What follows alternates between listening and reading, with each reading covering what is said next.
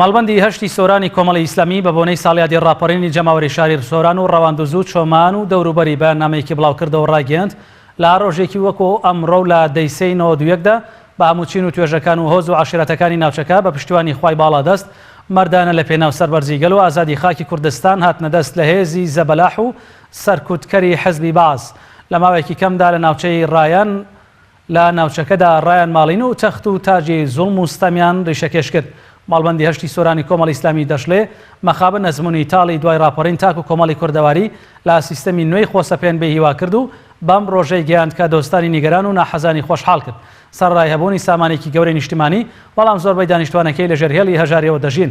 مەخابن دەبێ ئەو ڕاستیە بڵین ئەوە ئەزمونە تاڵی لەبارەی کارگێڕی سیاسی و ئابووریەوە پێشکەشکراوە ئەگەر خراپتر نەبوو بێ لە ئەزمموی داگیرکەران ئەوە لە زۆرەوە کتومت کۆپی ئەوان بووە.